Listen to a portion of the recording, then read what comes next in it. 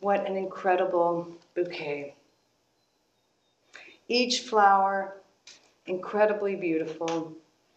Each flower's beauty magnified in this abundance of nature.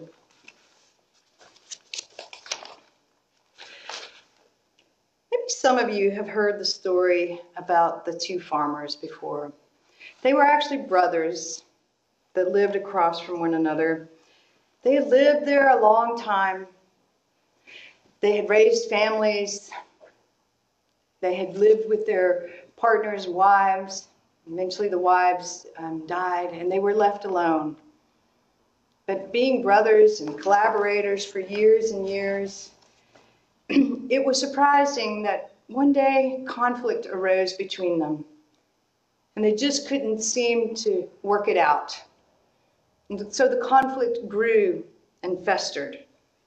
Each one would look over across the creek and kind of glare. And every time they would think about their brother, they would think about all the bad things that they knew that the brother thought about them.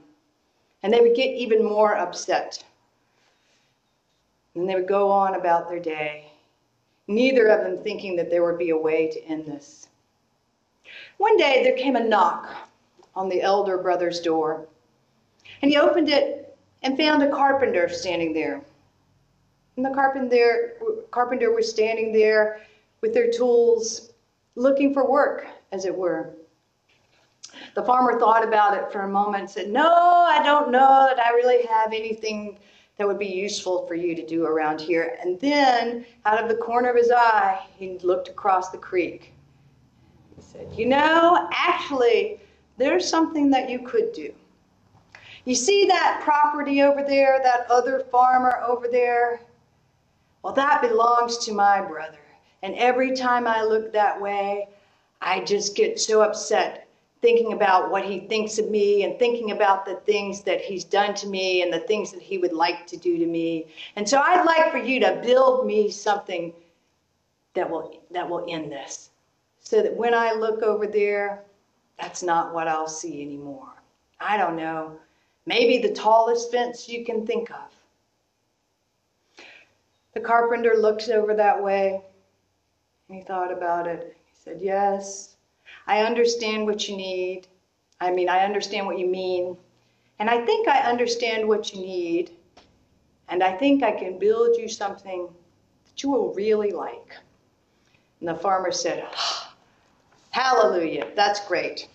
And he went to get him, show him the lumber that he had, other tools that he could use. And he told the young carpenter, he said, "I've got to go into town. I'm just going to leave you to the work." So off he went. Well, the carpenter, being a wise person for their years, set to building. He built and built all day long.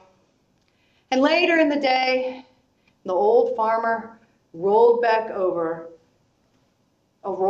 into his yard. His jaw just dropped. Where he had been expecting to see a fence, instead, he saw that the carpenter had built not a fence, but a bridge. And before he could go and run to the carpenter and thump him, tell him that wasn't what he wanted, there was his brother walking across the bridge with his arms outstretched and saying, "Brother, I can't believe it.